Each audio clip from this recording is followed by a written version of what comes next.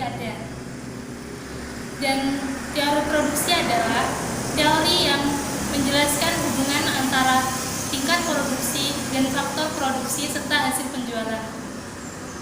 Kita harus bisa memperhatikan antara masukan sama pengeluaran, harus bisa seimbang dan juga bisa berjalan dengan lancar.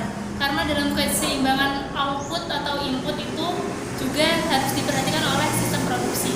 Karena dengan itu kita akan bisa menghasilkan sebuah kenaikan harga bukan dari kerugian. Yang harus diperhatikan ada dua macam keputusan, yaitu jumlah output yang harus diproduksikan, yang kedua yaitu berapa, dan dalam kombinasi bagaimana faktor-faktor produksi dan input dipergunakan. Ciri-ciri produksi yaitu adanya kegiatan penghasilan membuat barang yang akan diproduksi, adanya penghasilan barang dan jasa yang diproduksi, dan meningkatkan nilai guna barang dan jasa. Jadi nilai barang tersebut harus selalu meningkat, bukan malah menurun. Kalau kita memproduksinya menurun, malah kita akan menimbulkan kerugian dalam memproduksi suatu barang tersebut. Dalam Islam, faktor-faktor yang menyebabkan produksi itu menurun, kita tidak memperhatikan peminatnya. Jika memproduksi peminatnya banyak, maka akan menimbulkan kenaikan harga. Ya, termasuk kayak kita memproduksi suatu barang banyak peminatnya, maka hasil produksi kita berjalan dengan lancar. Begitu pula sebaliknya jika kita memproduksi barang itu tidak ada sama sekali peminatnya dan berupa kemaslahatan, itu akan sedikit peminat dalam membeli produksi tersebut. Kemudian fungsi produksi yaitu pernyataan secara numerik atau sistematis yang menyangkut antara masukan dan pengeluaran. Jadi masukan dan pengeluaran dalam sistem produksi itu harus kita perhatikan, karena masukan dan pengeluaran itu jika tidak diperhatikan akan berakibat fatal. Yang selanjutnya yaitu faktor yang mempengaruhi produksi. Faktor yang mempengaruhi produksi itu ada 3. Faktor tenaga kerja, faktor produksi bahan baku, dan faktor produksi modal. Jadi setiap permintaan dari konsumen, jika banyak yang harus diproduksikan, maka tenaga kerjanya harus memperhatikan antara produksi yang diminta oleh konsumen tersebut. Kemudian bahan baku apa yang bagus sehingga bisa diproduksikan dan menghasilkan para konsumen yang ingin membelinya itu bisa dapat menjadi banyak. Dan ketiga faktor tersebut yang sering diperhatikan yaitu faktor modal. Faktor produksi modal yang memerlukan perhatian khusus karena dalam produksi konvensional diletakkan pada sistem bunga. Kemudian pembagian produksi. Pembagian produksi itu ada 5 kategori, yaitu ekstraktif, agraris, industri, perdagangan, serta jasa. Ekstraktif itu pengusaha yang dilakukan dengan cara mengambil hasil alam secara langsung, yaitu kayak pertambangan, perikanan, pertanian secara langsung dari alam.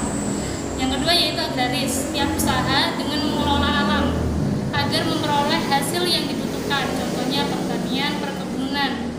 Yang ketiga yaitu bidang industri, yaitu setiap usaha yang dilakukan dengan cara mengelola barang mentah sampai menjadi barang beli, seperti contoh industri tekstil, industri makanan. Yang keempat yaitu bidang perdagangan, setiap usaha yang dilakukan dengan cara membeli dan menjual kembali tanpa merubah bentuk barang yang dijual tersebut. Contohnya itu seperti industri retail. Yang kelima yaitu bidang jasa, setiap usaha yang dilakukan dengan cara memberikan jasa pelayanan kepada masyarakat, contohnya seperti asuransi, perbankan, dan pengangkutan.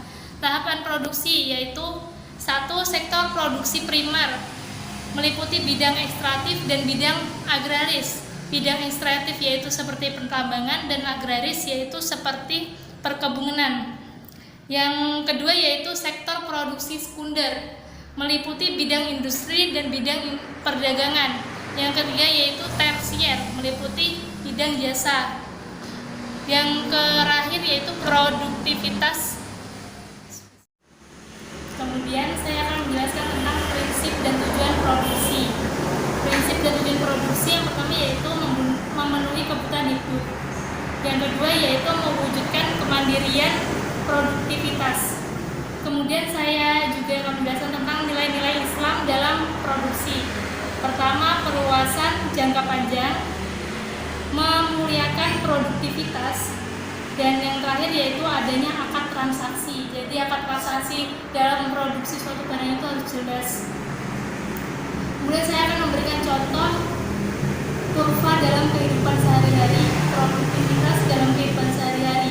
Seperti contoh penjualan mobil adanya pada tahun 2019 terjual 203.000. Kemudian pada tahun 2020 terjual 205.000. Dan ini ada sebuah kurva yang menunjukkan pada tahun 2019 laku terjual 203.000.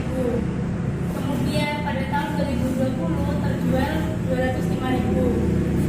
Ini titik pada 0, kemudian titik-titiknya kita buat kurvanya naik.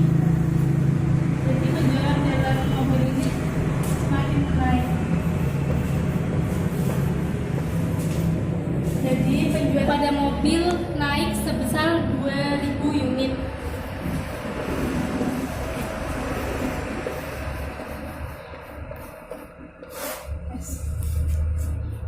Sekian penjelasan produktivitas produksi dari saya, Merdi Fitria. Terima kasih. Wassalamualaikum warahmatullahi wabarakatuh.